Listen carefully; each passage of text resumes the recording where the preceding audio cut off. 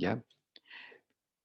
Bueno, esto tiene que ver con el reloj molecular final. Hay una historia que termina en una idea que se llama el reloj molecular. Esta idea de que uno compara la tiempo de divergencia entre taxones y después lo relaciona con la similitud o disimilitud que puede haber entre moléculas que comparten esos mismos taxas, uno se da cuenta que hay una relación lineal.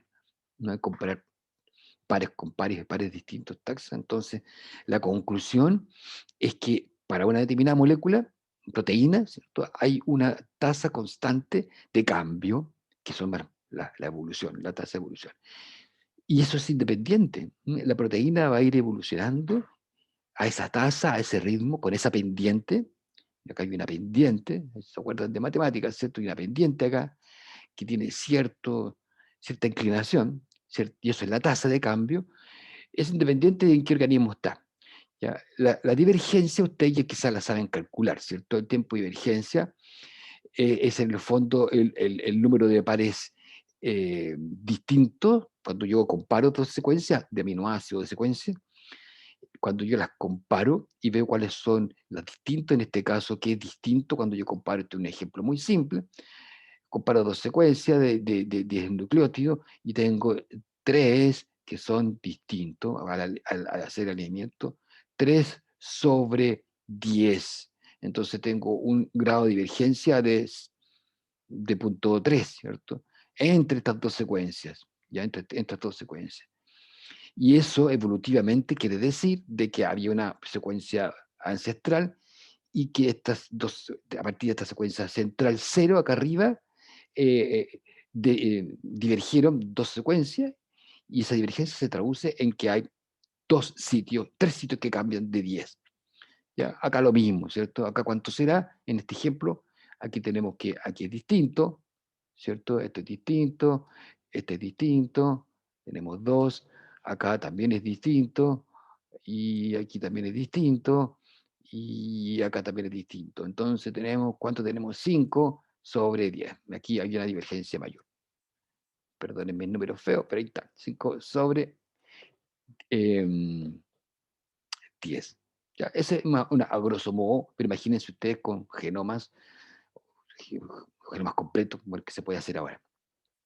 Pero eso que se hizo para la hemoglobina también se pudo hacer para otras. Aquí está el ejemplo recién. Ya esa tasa de cambio, acá abajo lo mismo, la divergencia, y acá el número de aminoácidos eh, por cada 100 en cuanto a la similitud. Eh, pero si se hizo para la hemoglobina, pero también se hizo para otros. O sea, no solo las hemoglobinas había una relación lineal entre triple y la divergencia de secuencia, también para la citocromoxidasa y también para fibrinopéptidos. Se puede hacer lo mismo. Y fíjense usted, la tasa, la pendiente es distinta. Esta pendiente para las hemoglobinas en cuanto a su tasa de cambio es distinta a esta otra, ¿cierto? Esta pendiente es mucho mayor, ¿cierto? Y acá esta pendiente es mucho menor. Entonces tienen distinta tasa. Las proteínas difieren en la tasa de mutación, que es la que da cuenta de los cambios. ¿Ok? Ese es importante porque ahora esto es lo mismo. Este es un gráfico original, sí, de los trabajos, que se muestra al revés acá, sí, el tiempo de divergencia en la ordenada y la diferencia entre la proteína en la ordenada, perdón, en la abscisa.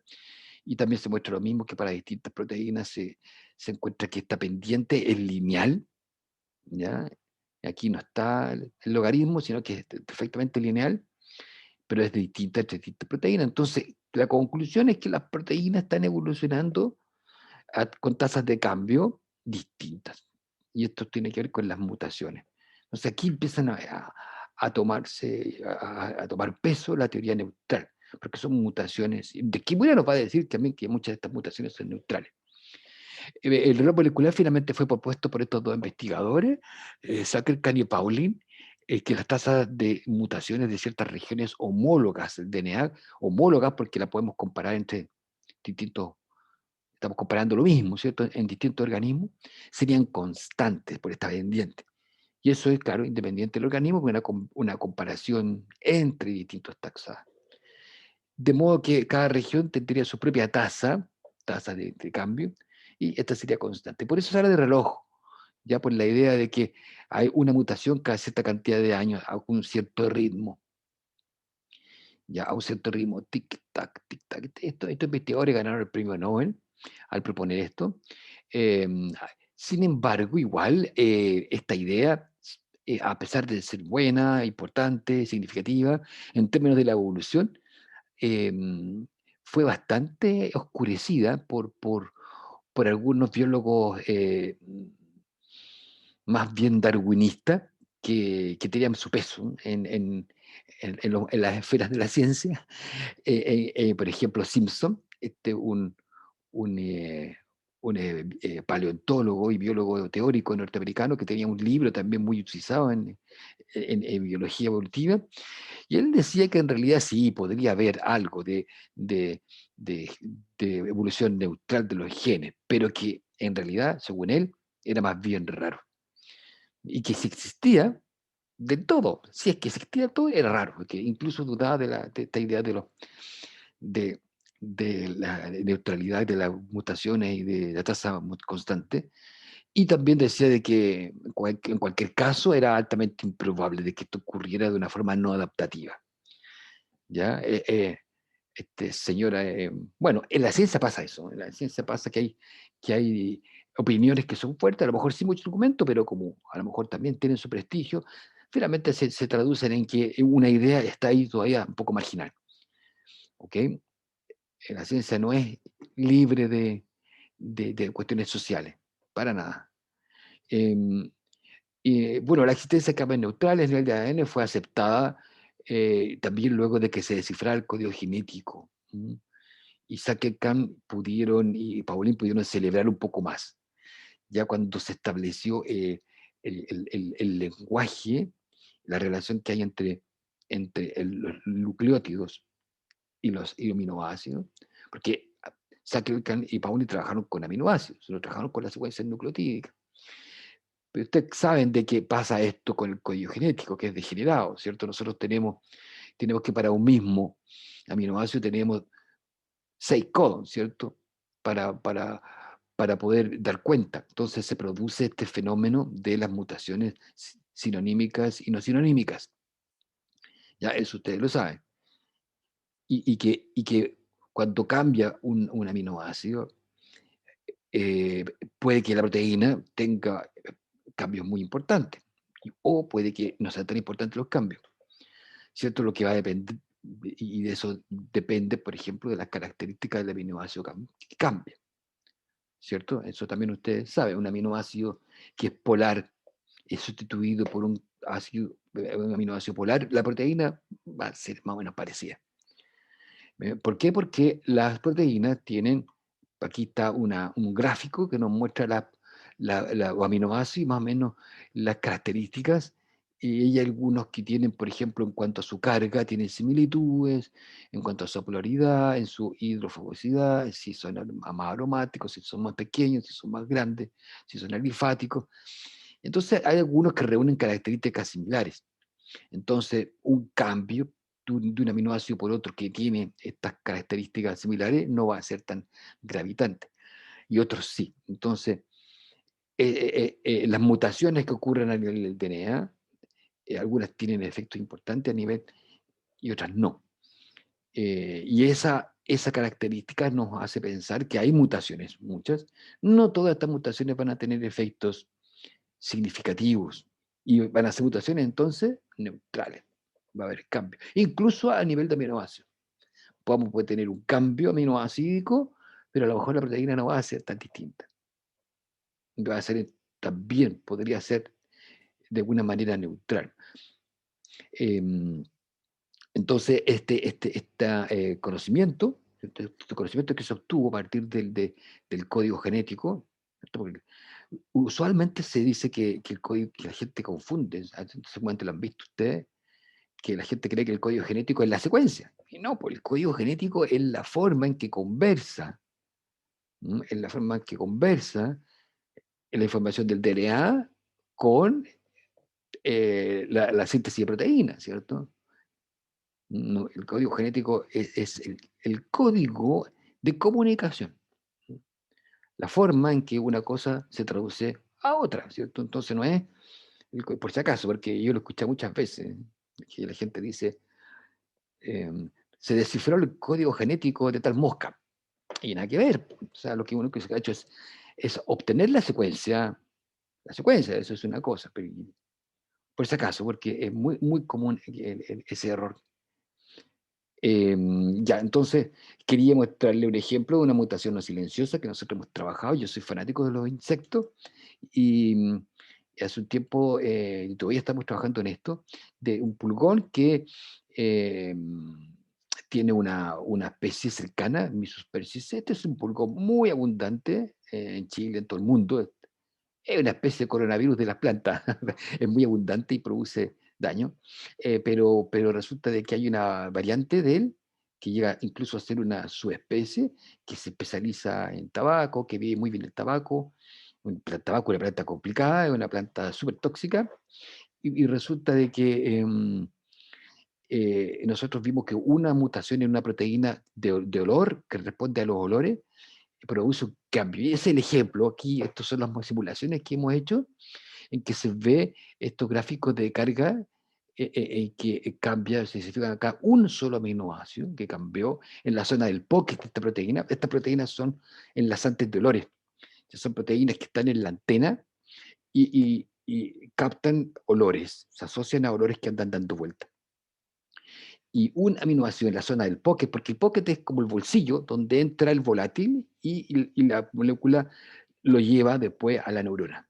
Ya, en ese pocket hay una sustitución de un aminoácido, la lisina por la asparagina, y produce en el pocket un cambio en las cargas, que es significativo. Entonces, eso no es silencioso, es una mutación no silenciosa, porque tiene efecto, hace ruido, por llamarlo de alguna forma. ¿Ok? Eso es una cosa importante, el reloj molecular, las mutaciones que están ocurriendo a nivel del DNA, que se expresan, algunas de ellas y otras no, a nivel de la secuencia aminoácidica, que en el fondo la secuencia aminoácidica, la proteína, es la que interactúa con el medio, ¿cierto? Porque el DNA no interactúa directamente con el medio, el DNA está ahí, protegido dentro del núcleo, y lo que sale afuera es lo que tiene efectos. Aquí quería hacerle otra preguntita. Otra pregunta, a ver si cómo les va con esto. No se va a ver probablemente, nuevamente va a tener el mismo efecto. Ojalá que...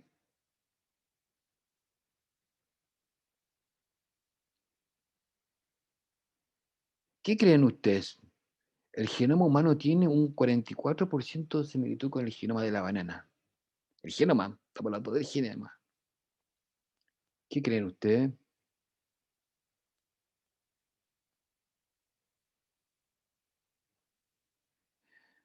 Yo veo acá que el 100% dice que es verdadero. No sé si están viendo el cambio, pero a mí se me está activando. Verdadero, 71%. Que el genoma humano tiene un 44% de similitud con el genoma de la banana.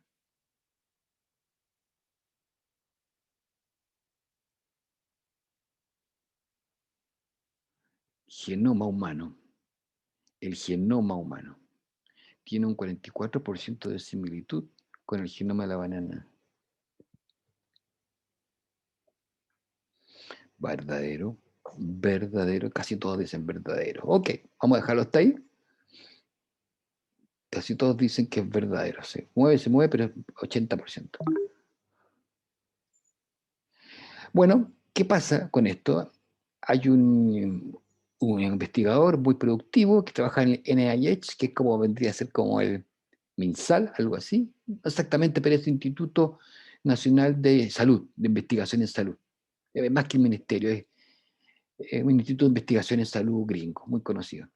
Tomamos ellos, estos señores, en su equipo, dice que ellos tomaron la secuencia, tomamos la secuencia de genes de un genoma típico de banano. Ya, a esto yo creo que les va a gustar a los bioinformáticos. Eh, Se toma la secuencia del banano. Luego ellos usaron estas secuencias, la del genoma del banano, para predecir la secuencia de aminoácidos de todas las proteínas que se formarían a partir de esos genes. Y se dieron cuenta que de todo ese genoma, un 2 a un 5% de ese genoma puede generar proteínas. ¿Ok? Eso pasa mucho en eucariontes, que en general de todo el DNA, de todo el genoma,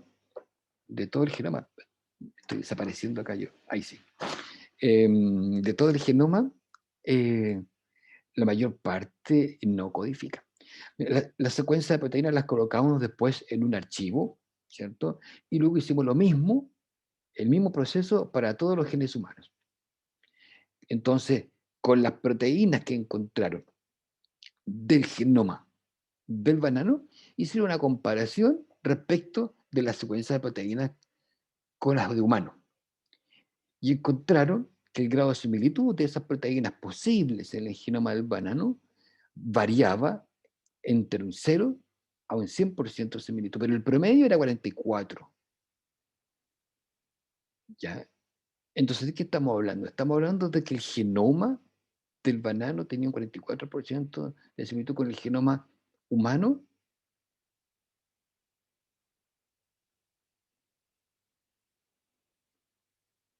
O sea, lo que sí tiene un 44% de similitud son los homólogos entre ellos, pero no los genomas completos. O sea, lo que el genoma humano y el genoma del banano da y codifica para un pequeño porcentaje de proteínas. Y cuando comparamos las proteínas comparables entre ellos, se parecen desde entre un 0 hasta un 100. Y solamente en promedio se parecen en un 44%. Es distinto decir eso, que que los pares homólogos se parecen en cierta cantidad, a decir que los genomas se parecen en cierta cantidad. Porque el genoma no es solo lo que codifica, eso y un montón de otras cosas. ¿Okay? Entonces, no es verdadera. Acá está la idea de, por ejemplo, acá el porcentaje de similitud, así como, como se hizo recién, entre, por ejemplo, banano, aquí está, el 44%. Pero de la parte que codifica la similitud que nosotros tenemos con por ejemplo, esto gris es respecto de los humanos. Con la levadura, un 43%. Fíjense, entre nuestra similitud de los genes homólogos entre humano y levadura es tan parecida como la de la banana. Y eso obviamente empieza a aumentar en la medida que nos acercamos a organismos que tienen una similitud o un parentesco genético mayor en términos de la filogenia con los elefantes. Las zonas homólogas entre elefante y ser humano tienen un 87% de similitud. Y después, si nos centramos en los seres, ya por ejemplo, Neandertal, chimpancé. Ustedes saben que hace poco se secuenció el genoma de Neandertal. Ustedes conocen los Neandertal, ¿cierto? Que son estos primeros homos, ¿cierto? Que migraron desde África y que después surgieron, después de los Neandertal surgió el Sapiens. Y hace mucho tiempo, 2010, 2011, creo que se secuenció el genoma de restos de Neandertal y, y hay diferencias también, o sea, no es exactamente igual. Y acá está entonces con otros primates, ¿cierto? El ser humano actual con monos, ¿cierto? 93%, pero de la región comparable, como las regiones homólogas. Y acá entre humanos también, ¿cierto? Tenemos acá arribita tenemos estos se van abriendo estas pequeñas, eh, digamos, áreas, ¿cierto? Aquí la roja está amplificada acá y la púrpura está amplificada acá. Y hay mucha más similitud entre, entre mellizos, aunque igual hay cambio entre mellizos. Ya, entonces, ¿qué pasa? Aquí también hay un mensaje importante, que cuando hablamos de genoma, similitud y genoma, ojo que hay que hacer los análisis con la misma moneda, peras con peras, manzana con manzana. ¿Ya? Hay que ser justo en eso. Eso es lo que hizo Kimura, ¿cierto? Cuando trabajó con como globina. Aquí, esta fotografía, este dibujo en hartos lados dando vuelta, en el seminario un estudiante de un grupo lo mostró, Kimura, y una alumna de ella, que vamos a hablar un poquito más de ella enseguida.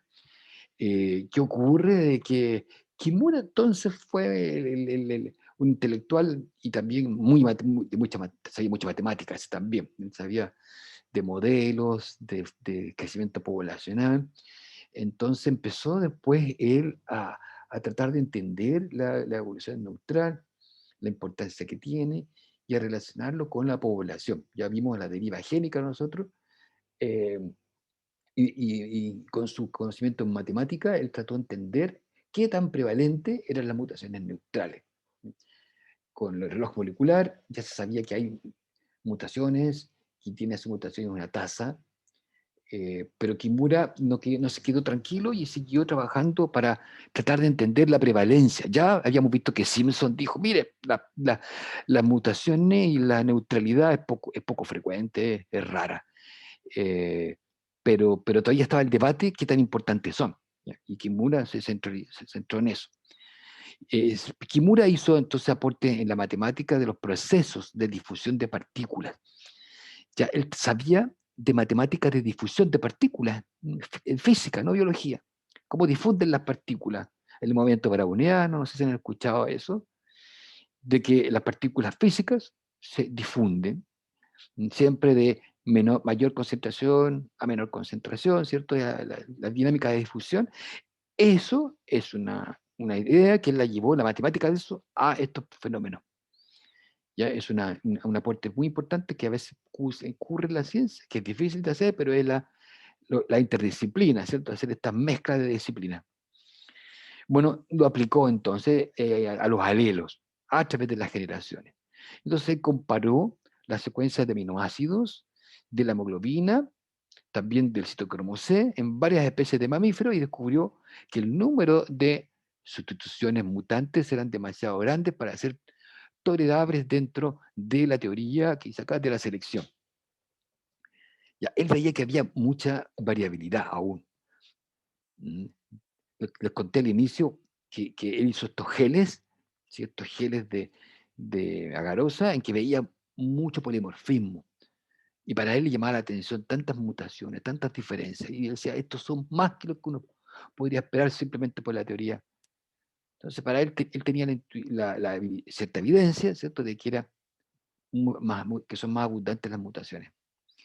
La teoría neutral de la evolución molecular propuso que la mayoría de las mutaciones en el ADN o los reemplazos de aminoácidos entre especies, o sea, que ocurren en las especies, eran funcionalmente neutrales.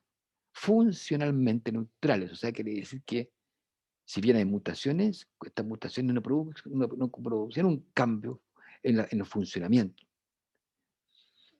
O también podía ser casi neutrales, ¿ya? O sea, tan neutrales no eran, podían tener algún efecto. Por ejemplo, cuando uno tiene una mutación en el sitio activo de una enzima, la enzima puede seguir funcionando, pero a lo mejor no igual que cuando no tiene la mutación, a lo mejor a media máquina. ¿Ok? Y él dijo que se fijaban por deriva aleatoria, deriva génica aleatoria. Entonces, podían aparecer mutaciones que no eran funcionalmente significativas o podía ser algo funcionalmente, eh, digamos, que podían poner un efecto que no eran tan neutrales, pero estas mutaciones se fijarían por este problema, por esta situación de la deriva que pasa con las poblaciones más. La deriva va a pasar siempre, pero con poblaciones pequeñas es más importante. Entonces, el supuesto de neutralidad ofrecía una idea de cómo podía cambiar en el tiempo, cuando la selección natural esté ausente. Y entonces esta abundancia de las mutaciones podía tener una explicación.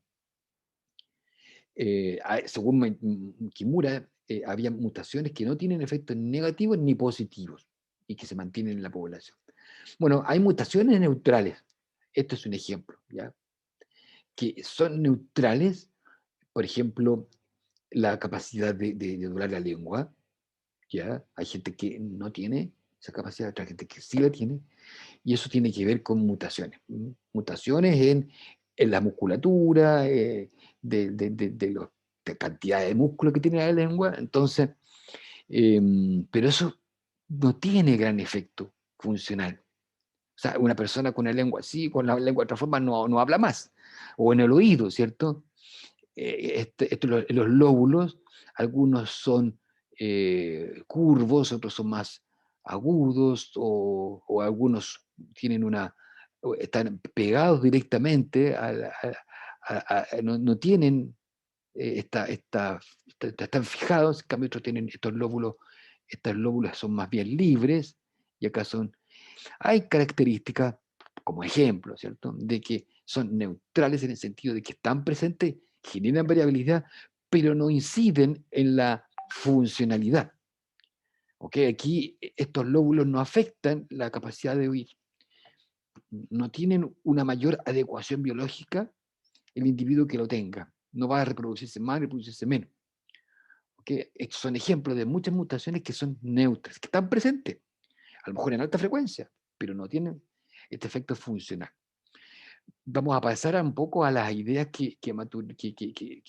eh, eh, Kimura propuso a partir de su formación en física de la difusión, tomando el ideal reloj molecular, ¿cierto?, y respecto de la constancia de estas mutaciones, y que estas no eran adaptativas.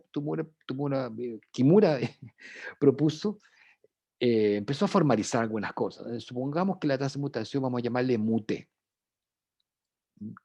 Nute, eso. Y que habrá una fracción, esta es la tasa de mutación general, ¿ya? Esta es una tasa de mutación general, pero habrá alguna fracción que son neutras. Entonces, si multiplicamos las totales con esta fracción neutra, vamos a tener la tasa de mutaciones neutrales, ¿cierto? Si tenemos una tasa de mutación general, pero la multiplicamos por aquella fracción neutra, vamos a tener entonces la tasa de mutaciones neutrales, ¿ya? Y ese es mu cero. O sea, mu cero es una parte de las mutaciones totales. ¿Ok? Es una idea básica. Eh, eh, y luego, Kimura ya sabía que por deriva, recuerden ustedes que lo vimos, por deriva, en una población, no todos los individuos contribuyen de igual forma. Hay un tamaño poblacional, que es el tamaño poblacional efectivo, que son aquellos que son reproductivos, aquellos individuos que contribuyen significativamente a las siguientes generaciones. Los más viejos no, los más jóvenes tampoco. Hay una proporción de la población más pequeña que la que contribuye, y esa es la relevante. Eso es lo que llamamos nosotros el tamaño poblacional efectivo, que hay, por ejemplo, en esta manada de elefantes hay algunos elefantes más poderosos, algunos elefantes que pueden hacer cosas, y eso a lo mejor son los que van a poder heredar sus características, porque además van a ser reproductivos y serán más efectivos en traspasar esos alelos. Entonces, ¿qué pasa? Vamos a hablar del tamaño poblacional efectivo, y estos son los alelos que pueden mutar en una población y que pueden pasar esos alelos mutados a la generación siguiente. Estamos siempre pensando en un modelo simple de un loco con dos alelos. Eso es también la forma más simple de analizar. Entonces ahí empieza a mezclar mi Kimura esta tasa de mutaciones neutras que vimos antes con la población, con el tamaño poblacional, que para Kimura él decía, bueno, aquí hay algo en las poblaciones. Entonces, si nosotros multiplicamos ese valor con la tasa, con el tamaño poblacional efectivo por 2, porque estamos hablando que los alelos siempre están de ortoscopia, una parental y una maternal, entonces tenemos esta expresión, una expresión importante, que es a nivel ya poblacional. Aquí, al multiplicarla por 2NE, nuestro análisis pasa de tasas de mutación neutrales, pasa a ser poblacional.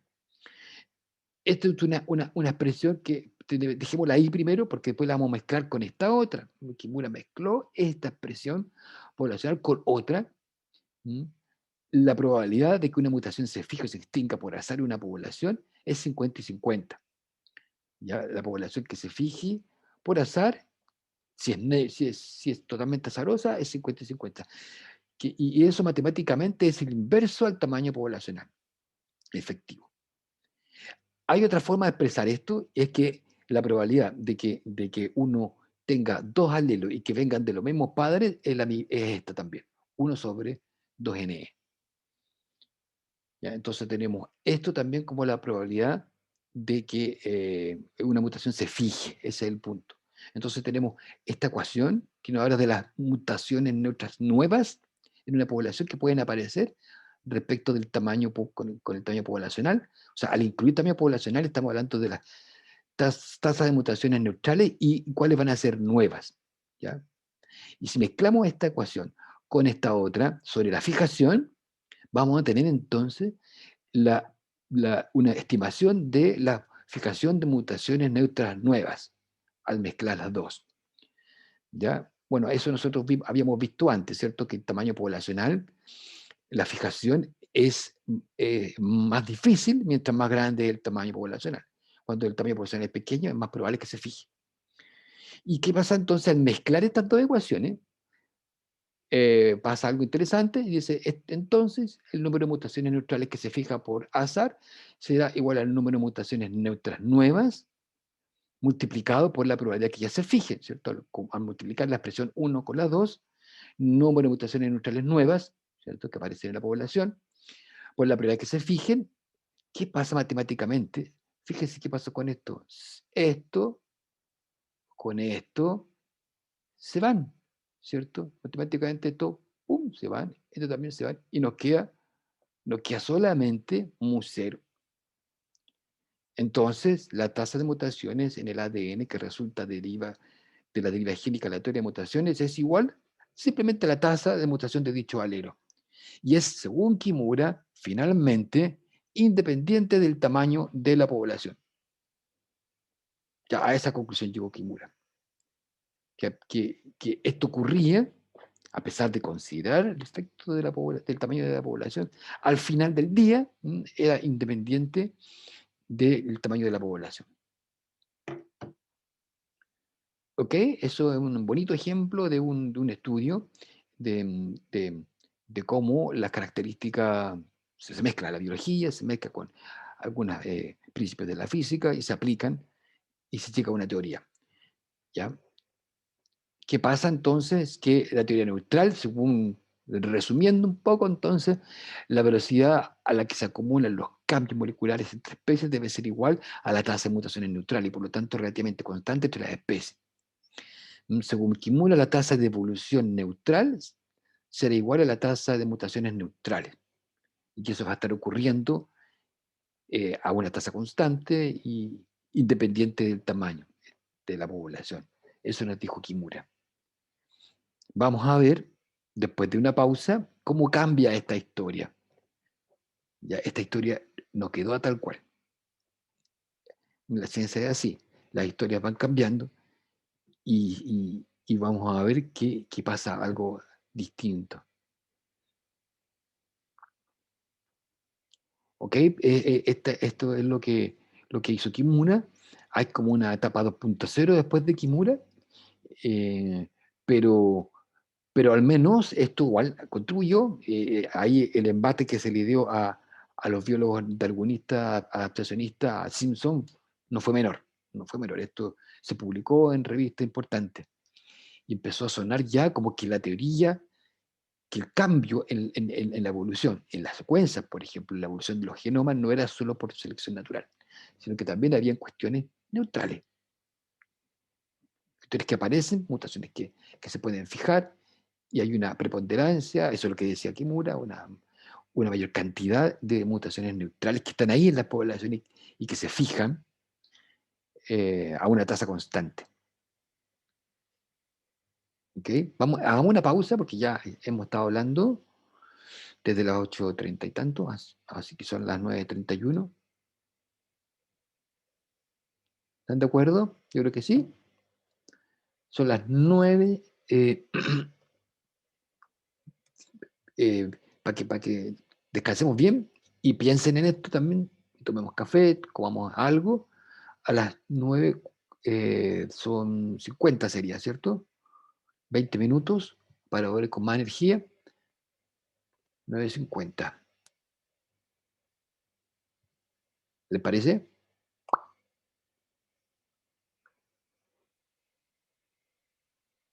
Gracias, Rocío.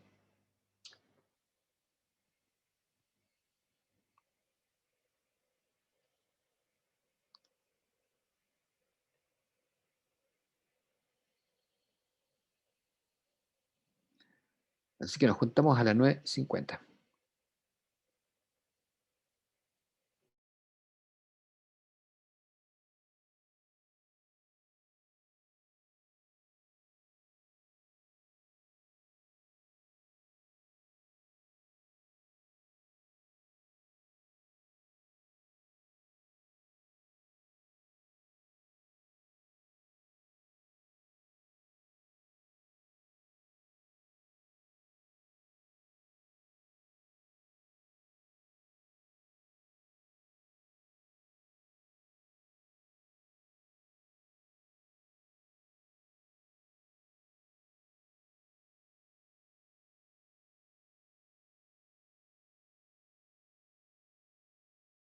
Iniciar la grabación. Ok, yo creo que les quedó claro. Tengo la impresión, no sé si fue muy complicado esto, pero, pero em, esto se va a ir aclarando, yo creo.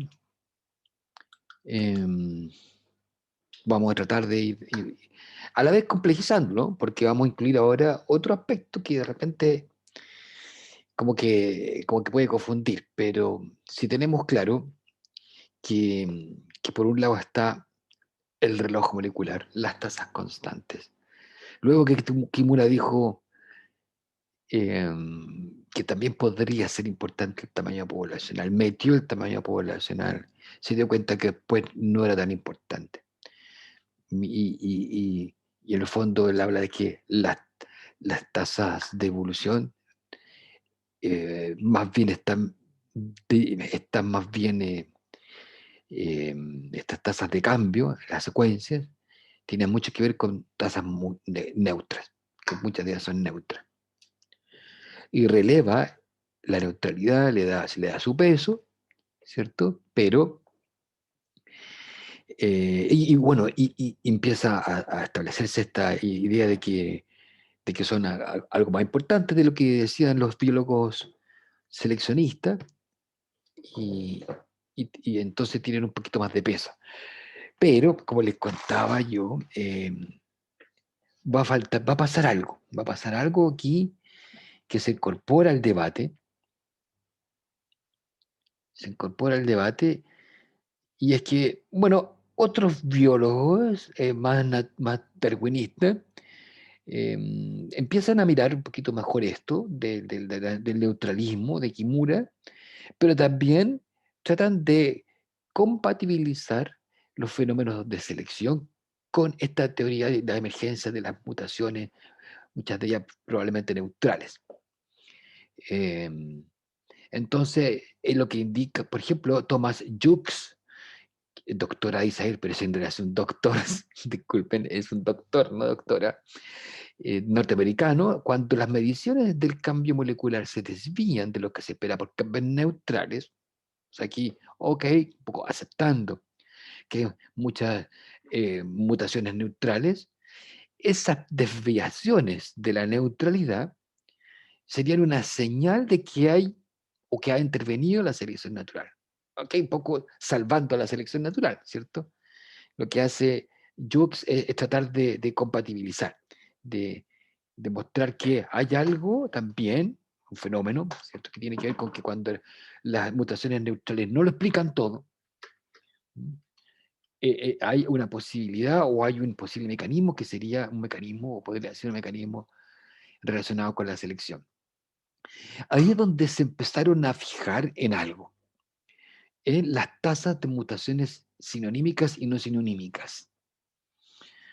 Y fíjense ustedes, ya sabemos que lo habíamos visto por el reloj molecular, que las mutaciones, independiente del organismo que las llevara, la mutación en una proteína, el cambio, la variación que presentan las proteínas y también la secuencia, podían tener para un determinado grupo, ¿cierto?, de secuencias de proteínas, una tasa constante. Lo vimos en la hemoglobina, en el citocromo, cada una con sus pendientes distintas. Pero si el análisis se centra en las mutaciones y separamos las mutaciones en aquellas que son no sinonímicas y sinonímicas, empieza o aparece este patrón.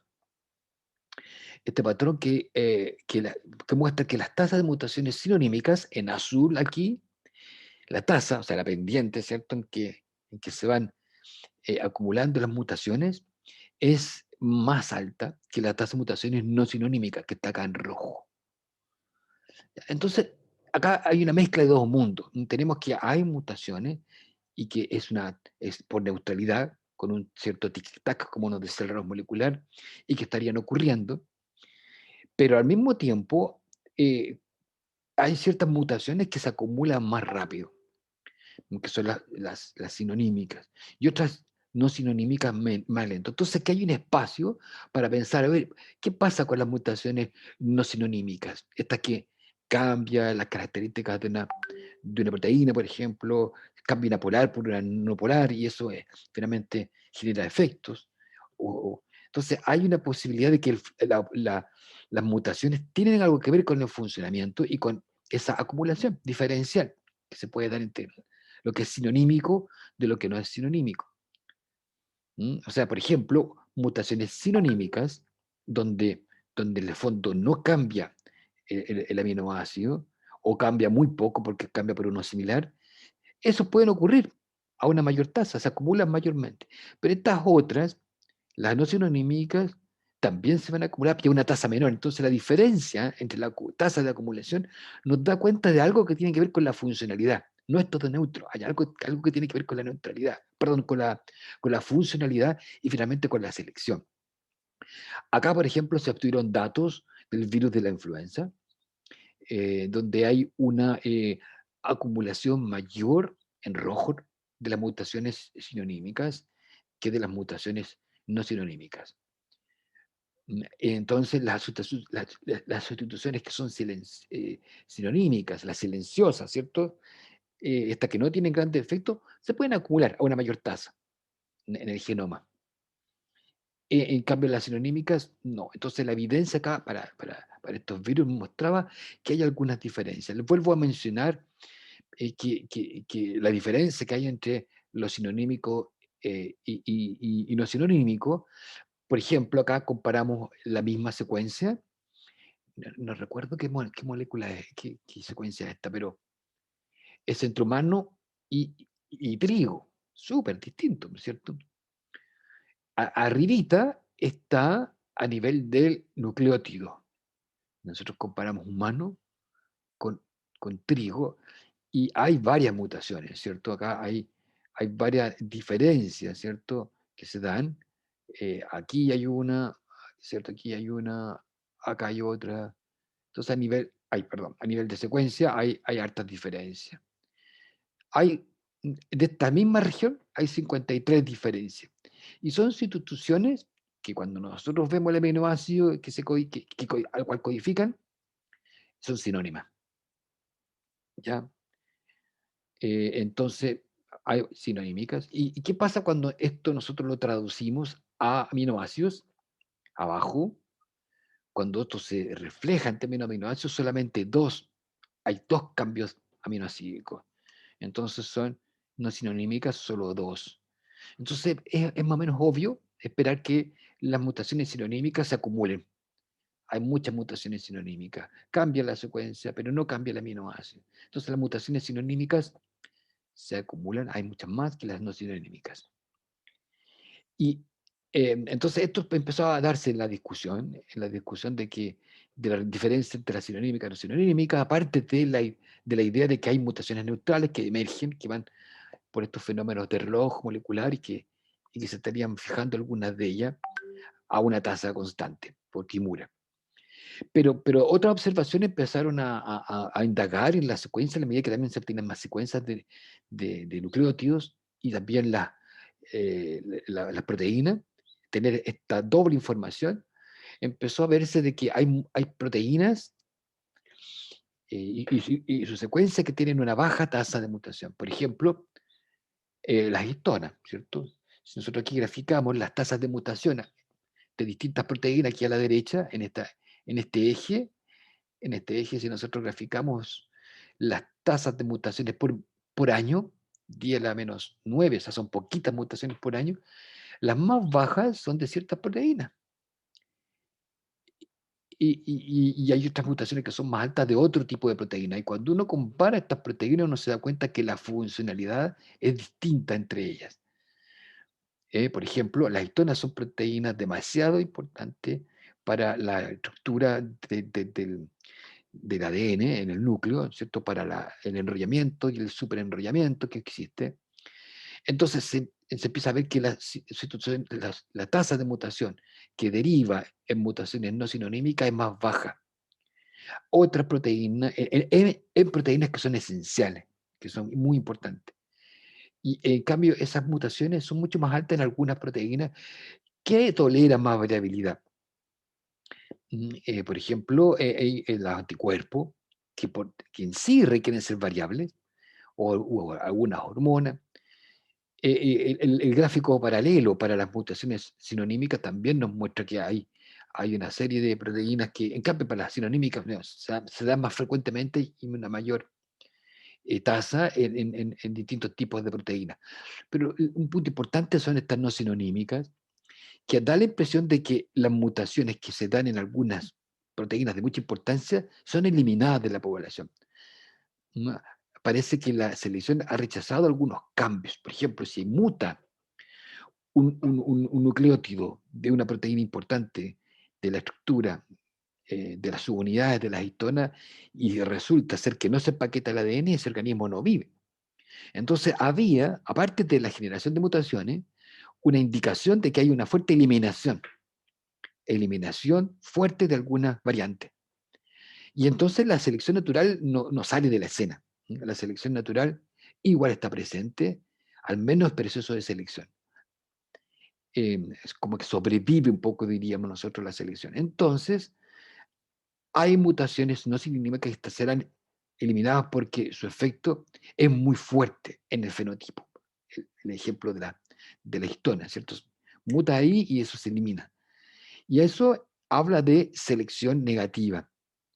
O sea, entendiendo que hay una tasa de mutaciones, entendiendo que hay una frase que en el grupo en uno de los grupos de la seminario el viernes pasado, que fue ahí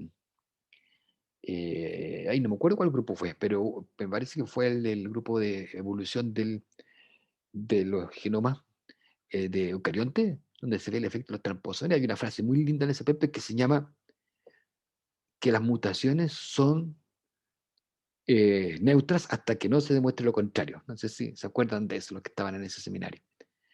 Pero en general las mutaciones, sabemos, digo, hay una frase que ahora se recoge más, que es esa de que las mutaciones son neutras hasta que no se demuestre lo contrario. Y acá pasa una mutación, por ejemplo, que afecta a la histona, ¿cierto? A proteínas que son súper importantes, que son vitales. Si mutan ahí, se elimina esa variante, sale de la población. Y eso se le llama selección negativa, purificadora. Los individuos ni siquiera nacen en algunos casos y se eliminan inmediatamente. En- También entonces será posible lo contrario, que algunas mutaciones no sinonímicas podrán tener efectos positivos grandes y se van a expandir. Entonces, hay mutaciones inicialmente neutras, que podrían ser neutras, se están produciendo a una tasa constante, pero algunas de estas mutaciones tienen efectos negativos y se eliminan de la población. Otras tienen efectos positivos y se expanden en la población.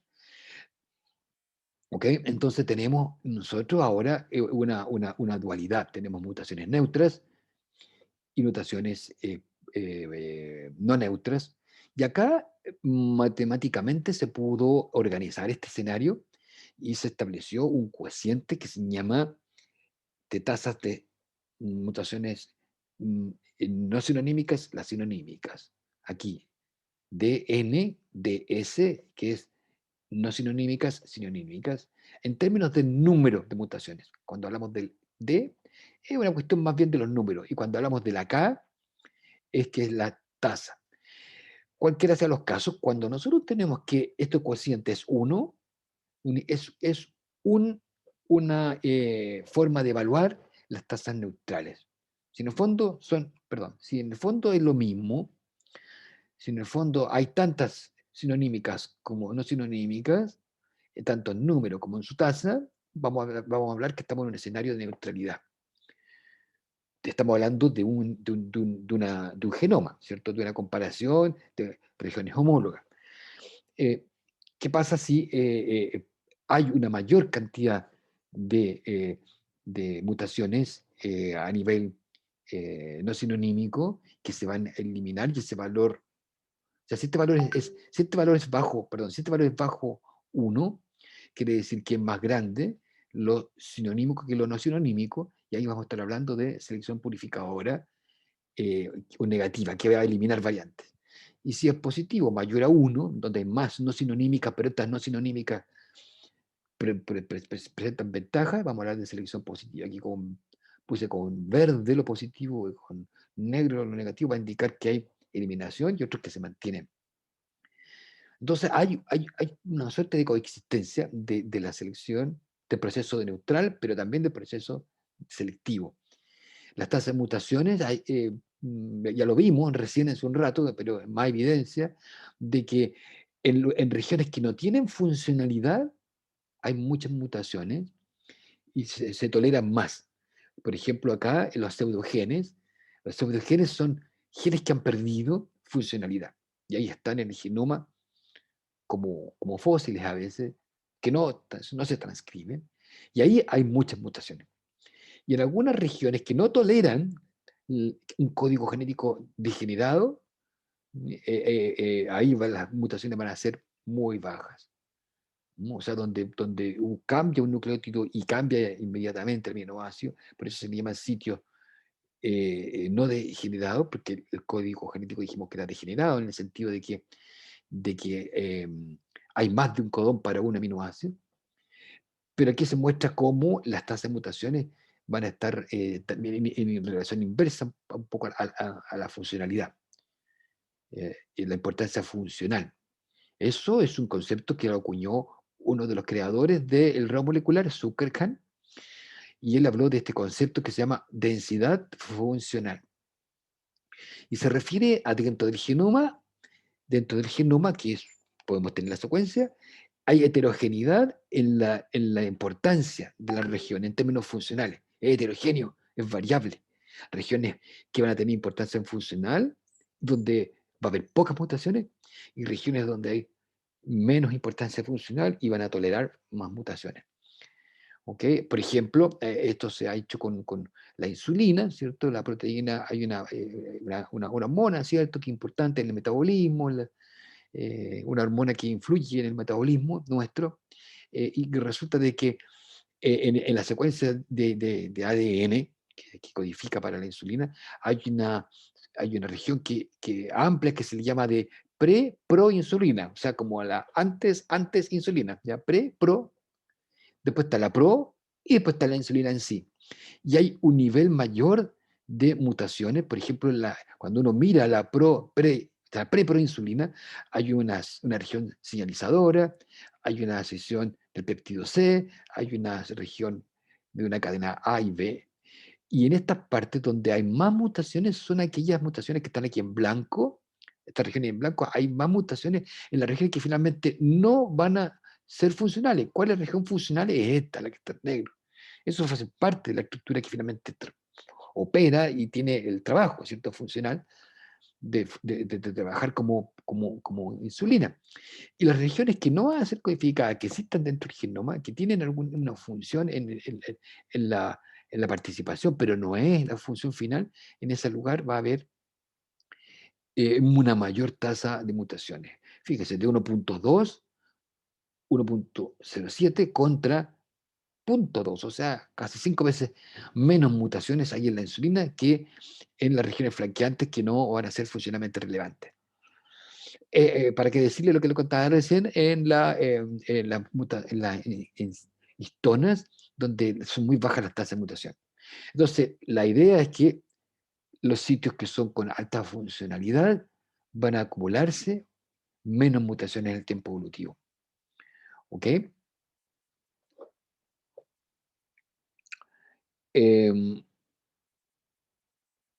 Hay un ejemplo que es muy bonito, que es sobre estos castores, perdón, un roedor, un topo, en realidad un topo, Usted conoce los topos, ¿cierto? Que son estos animales que están en la tierra, fosoriales, ya que viven en la tierra.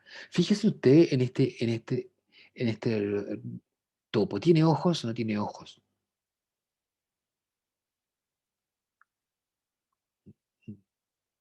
No tiene ojos. No se le ven los ojos. Efectivamente, Juan Fuentes me dice que no tiene ojos. No tiene ojos funcionales. ¿Le servirá un ojo a un topo que vive todo el tiempo bajo tierra? No lo necesita, exactamente. No lo necesita. Tienen ojos, pero no son funcionales. Están, donde estaban los ojos está ahí cubierto, pero sin embargo, miren su nariz. La narizota, ¿cierto? Es súper importante porque está oliendo todo abajo. O sea, ¿de qué le sirve ver en la oscuridad? De nada, ¿cierto? Pero sí oler. Entonces, la evolución ha, resultado ser beneficioso el desarrollo de un aparato olfativo mucho más grande, quizás con mucho más proteínas en las antes de olores, receptores de olores, y los ojos no. Entonces, han ido perdiendo su funcionalidad. Y fíjense, acá a la derecha está un árbol filogenético, un árbol filogenético de eh, eh, roedores emparentados al topo. Aquí está el topo está acá, ¿ya? Y acá hay otros roedores como el hámster, como la ardilla, ¿cierto? Y si uno tiene ratones, si uno hace un árbol filogenético, ¿pero para qué proteína? Para la proteína una proteína que está en el cristalino.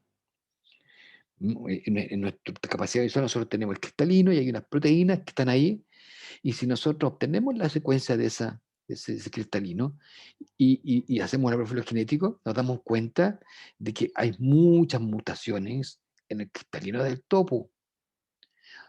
Tolera muchas mutaciones porque no lo ocupa. Si aún aparece una mutación en el cristalino de un topo, no le pasa nada al topo, el topo sigue haciendo lo mismo. Entonces se pueden acumular muchas mutaciones. Fíjense acá, esto están marcadas las mutaciones que aparecieron en el cristalino del topo. Tiene densidad funcional bajísima. La densidad funcional de la que hablábamos antes es baja. Va a ocurrir muchas mutaciones no sinonímicas. Cambia el aminoácido, pero no va a ser relevante. Pero ¿qué pasa con los otros animales? Hay muy bajas mutaciones en ese otro lugar.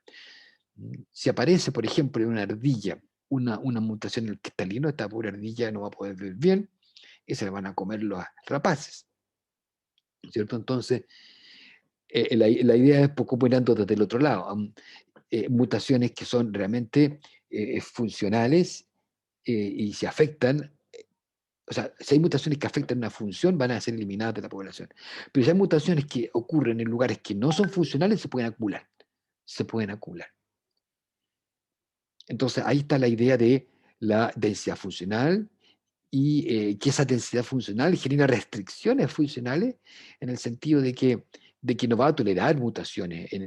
Por ejemplo, aquí mutaciones probablemente en los genes que codifican para proteínas olfativas van a tener restricciones, porque sí, en este topo son importantes los sentidos, el sentido del olfato. ¿Ok?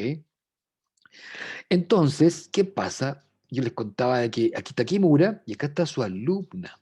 Hay una alumna, la doctora Tomoko Hota, alumna de él.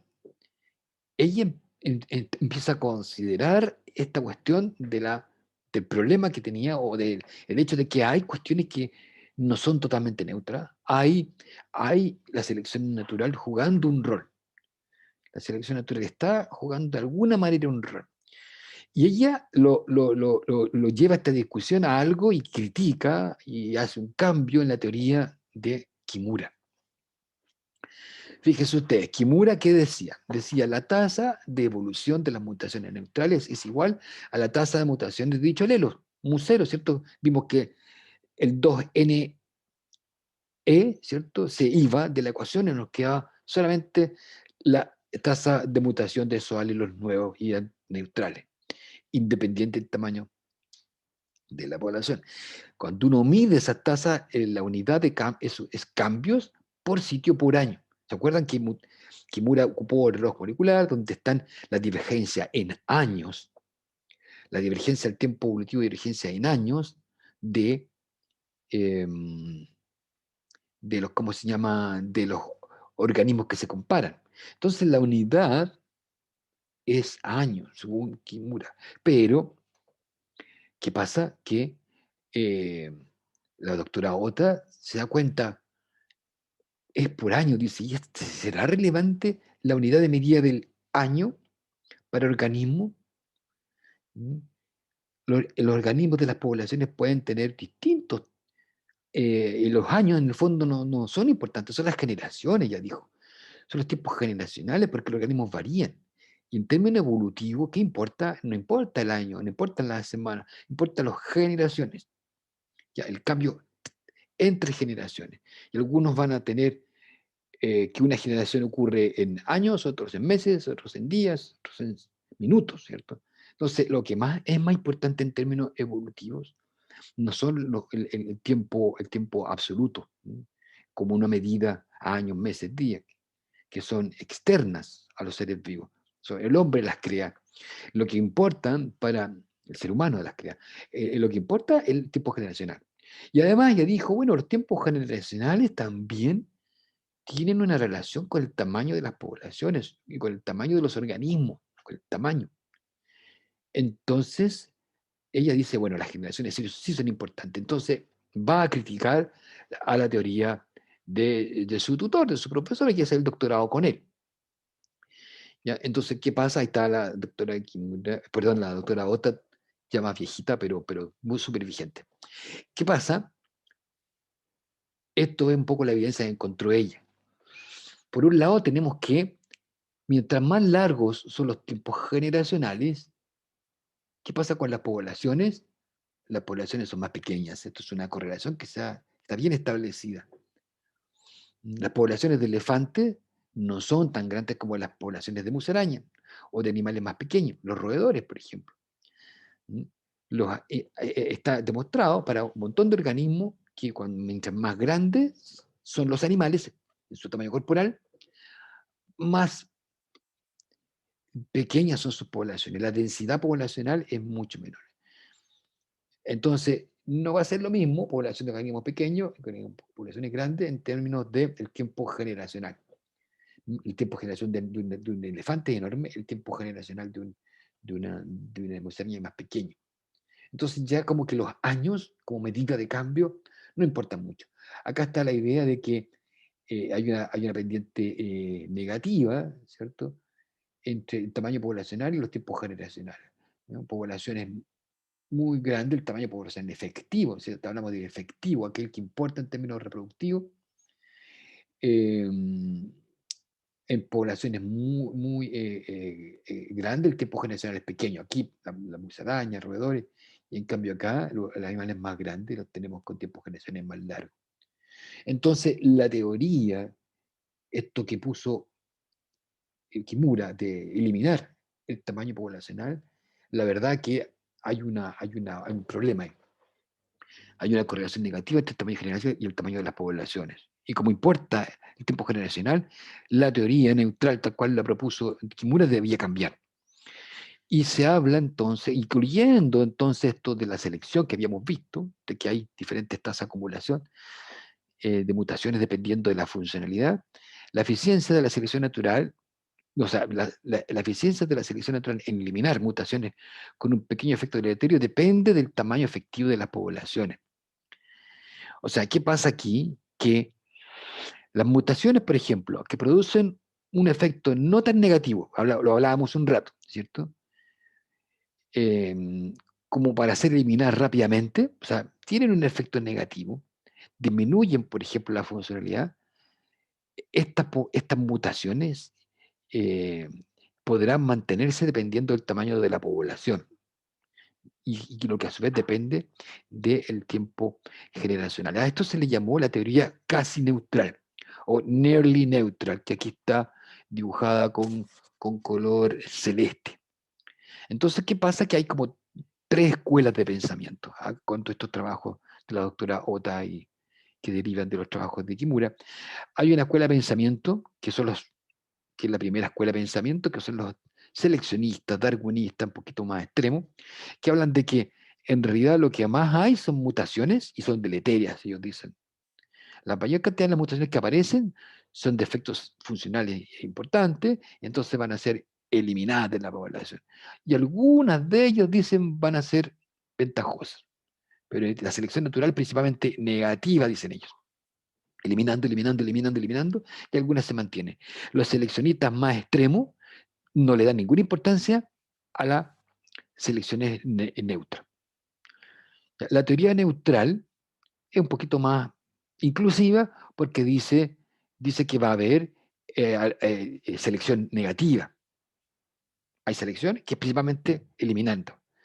Va a haber neutras y también considera que va a haber mutaciones ventajosas que se van a mantener, pero son de baja proporción. Esta es la teoría neutral, digamos, propiamente de Kimura, ¿cierto? Pero con la teoría casi neutral, aquí la tercera, que es la situación actual, diría yo, es que es una visión más ecléctica en el sentido de que es plural y se consideran varios procesos. Por un lado está que hay mutaciones deleterias que eliminan en una cierta proporción.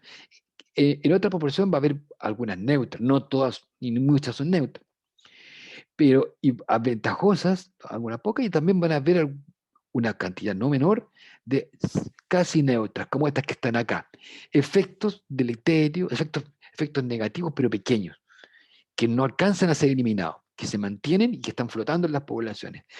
Y la capacidad de flotar en las poblaciones, de mantenerse, va a depender del tamaño de la población. Ya en poblaciones pequeñas, la deriva génica es importante y van a poder ser eliminadas o fijadas, porque eso pasa en poblaciones pequeñas. La deriva génica es muy importante. Pero en poblaciones grandes van a poder mantenerse.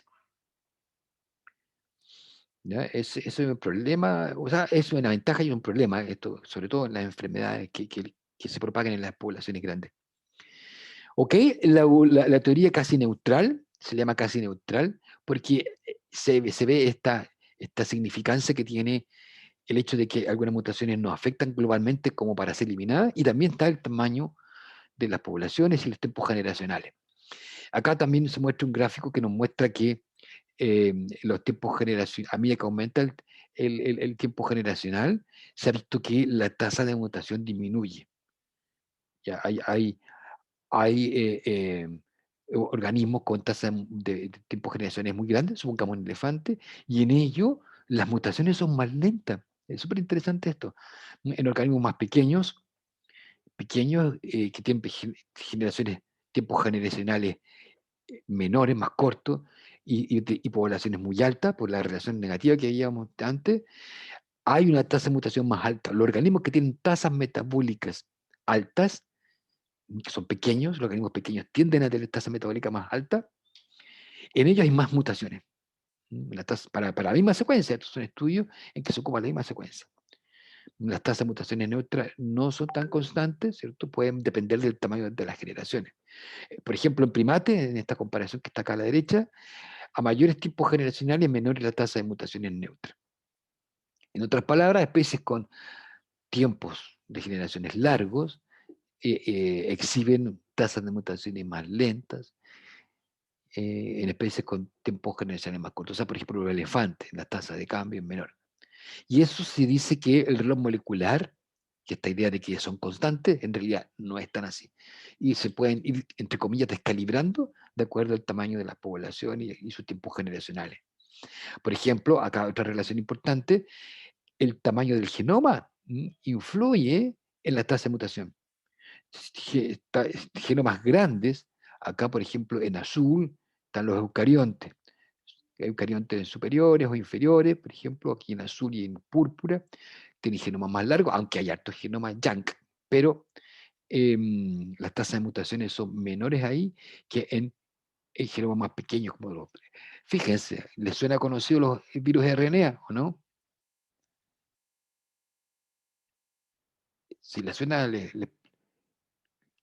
¿qué virus es un virus de RNA? El COVID. El maldito SARS-CoV-2. El COVID es la enfermedad, ojo. El COVID es la enfermedad. El SARS-CoV-2 es el virus que nos está molestando mucho y está, fíjense las tasas de mutaciones enormes. Los virus RNA, y eso que el virus no es de los RNA que más mutan, pero mutan mucho, su genoma es pequeño, pero tiene altas tasas de mutaciones, poblaciones pequeñas también. O sea, perdón, poblaciones grandes. Ese es el problema. Si tenemos mutaciones, poblaciones grandes, por eso hay que checarlo. El maldito, claro, el maldito SARS-CoV-2. Hay que tratar de que su población no sea grande, que su población sea lo más pequeña posible, por eso hay que evitar los contagios, porque si no la población crece. Pero claro, los genomas pequeños mutan a una mayor tasa y por lo tanto evolucionan más rápido. ¿Mm? Eso pasa con todos los virus, todos los microorganismos, bacterias en general. Evolución rápida, evolución más lenta. Hay que tener muy claro eso. Aquí hacen falta más estudios comparativos. Ahora, gracias a la secuenciación masiva, se puede obtener. Están apareciendo muchos papers. Bueno, vimos el viernes pasado un paper súper bonito sobre las mutaciones del SARS-CoV en el grupo de seminarios de bioquímica. Y, y que claro, hay un montón de mutaciones que están ocurriendo y algunas de ellas son no sinónicas y tienen efectos, ¿cierto? Ya sabemos, ¿cierto? Ya sabemos que mutaciones en el spike, acá está el spike del coronavirus, estas proteínas que están aquí en el exterior y que son las que hacen el juego de interactuar con un receptor, ¿cierto? En las células, sobre todo las células pulmonares, mutaciones ahí son súper relevantes porque le van a dar una capacidad al virus de tener un efecto importante en la funcionalidad. Y en este caso la funcionalidad para el virus es buena, para nosotros es pésima, ¿cierto? Porque implica tener más facilidad para ingresar a la célula y reproducirse. También hay mutaciones que les favorecen en su respuesta a los células neutrófilas, a los neutrófilos que atacan a los virus. Son capaces de confundir a los neutrófilos, entonces, digamos, evitan el efecto, la respuesta inmune que nosotros podemos tener. Entonces, son mutaciones desde el punto de vista del virus funcionales, beneficiosas para él, pero para él, entonces, para nosotros no. Entonces, a eso hay que tener en cuenta aquí en la mutación, la evolución, en el fondo, un poco para que ustedes se lleven esta idea de estas clases que hemos tenido, es que el genoma, ¿cierto? El genoma está evolucionando a distintas tasas. Un organismo tiene un genoma, nuestro genoma, y el genoma de los virus, del montón de organismos, tiene distintas tasas de evolución en distintas regiones. Va a haber mutaciones, hasta que no se demuestre lo contrario, van a ser mutaciones neutras. Y cuando tenemos evidencia, podemos culpar a una mutación de ser beneficiosa o deleteria, ya vamos a estar hablando de que la selección natural, el proceso de selección también juega parte. Sabemos que todo este escenario también no es independiente del organismo en que estemos trabajando. Son organismos con tiempos generacionales largos, con tiempos generacionales cortos, con poblaciones grandes, con poblaciones pequeñas. Eso va a incidir en la tasa de cambio y la evolución de los genomas. Así que el estudio de los genomas no puede hacerse al margen de esta consideración de las poblaciones, de la estructura de las poblaciones. Es un mensaje importante. La deriva génica, ¿cierto? Por ejemplo, que es un fenómeno que ocurre en el de las poblaciones. Por ejemplo, hablábamos de los Amish, ¿cierto? Poblaciones cerradas que se juntan, entre ellos se reproducen. Eso, a la larga, incide en la evolución del genoma de esos individuos. ¿Mm? Y esa población va a tener una configuración y una arquitectura del genoma distinta a otros humanos. Lo mismo pasa aquí con otros seres vivos, que se forman grupos y que pueden tener distintos cambios evolutivos. Hay una gran discusión sobre la importancia relativa, ¿ya? Todavía existe esta discusión de la importancia relativa de la seleccionismo y la neutralidad en la evolución. como les contaba, están estas escuelas, la escuela seleccionista, por llamarla, la neutralista y la casi neutralista. Yo diría que la comunidad científica entiende que la casi neutral es la más ecléctica y es la que da más cuenta de la naturaleza. Pero la ciencia muchas veces empieza así, con una posición un poquito extrema, otra posición extrema, y normalmente se alcanza un estado más no llama conciliador o ecléctico que considera ambas realidades, porque acá no son totalitarias las teorías. En un momento sí, en un momento por ejemplo, los seleccionistas eran muy potentes, ¿cierto? Y después aparece Kimura y desde la oscuridad, haciendo su observación, y incluso Kimura después es mejorado por la doctora Ota, ¿cierto? Con esta teoría casi neutral y otra evidencia. Entonces, pero sigue existiendo todavía esta disputa, en la medida que se conocen más genomas, se va resolviendo, se va desentrañando cuáles son los caminos más relevantes, pero más que nada cuál sería más predominante uno que otro. Sin embargo, hay una aceptación entonces general de que las conductas y la morfología, por ejemplo, a nivel ya más fenotípico, la selección natural sería más importante que a nivel molecular. Esto es una cuestión importante porque la teoría neutral y esto de casi neutral se ha visto que está operando fuertemente a nivel molecular y a nivel de los individuos, por ejemplo, eh, hay una cierta importancia relativa mayor de los procesos de selección, pero incide en lo molecular. Aquí importa a qué escala esté trabajando. Si uno está trabajando a nivel del genoma, puede que la evolución del genoma en sí tenga más que ver con esta visión casi neutral. Si uno no accede a la información del genoma y trabajamos solamente a nivel de los atributos fenotípicos, morfología, ahí nos vamos a encontrar con una importancia relativa, un poco mayor, de la selección natural. Pero sí que descartemos los procesos que están ocurriendo a nivel subyacente, que sería lo molecular. Pero en el caso de ustedes, bioquímicos, bioinformáticos, bueno, más que nada me imagino que van a estar trabajando a nivel molecular con sus impactos a nivel fenotípico, tanto en plantas, animales, otro tipo de organismos. Esos son los mensajes de esta clase, de estas dos clases que hemos tenido.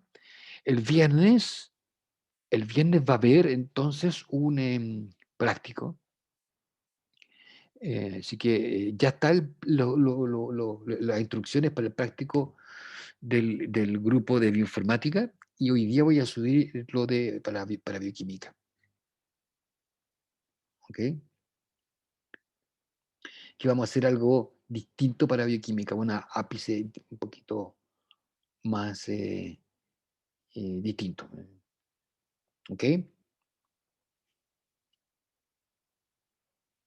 ¿Tienen alguna duda? ¿Quedó todo claro? A lo mejor es mucha información para quienes no lo han visto todo esto antes.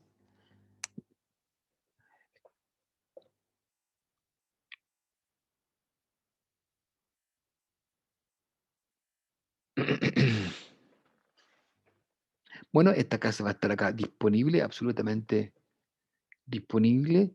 Ya está, creo que está así los rayados, pero ya está arriba. Ok, Fernanda. Em, Busquen por ahí la historia de Kimura, que son bonitas estas cosas de la ciencia. Eh, a Pauling, por ejemplo, el químico que ha ganado 2 premios Nobel, si no me equivoco, 2 o 3. Pauling, que estuvo metido ahí en el ramo molecular. Em, para la prueba van a haber preguntas de desarrollo, entiendo que más que nada, pero traten de integrar esta información, de ir, de ir leyendo un poco más allá de lo que está acá.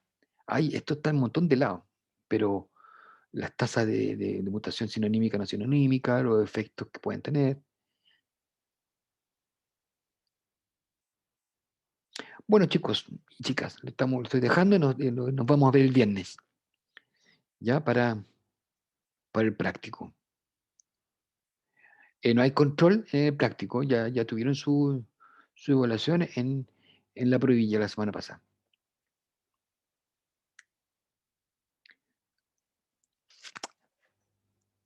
¿Ok? Chao, Ya, chao, profe, muchas gracias. Chao, profe. Que cuídense. esté bien. Gracias. Chao, Chao, chao. profe. Chao, chao. Chao, profe. Adiós, que estén muy bien, cuídense mucho. Chao, chao.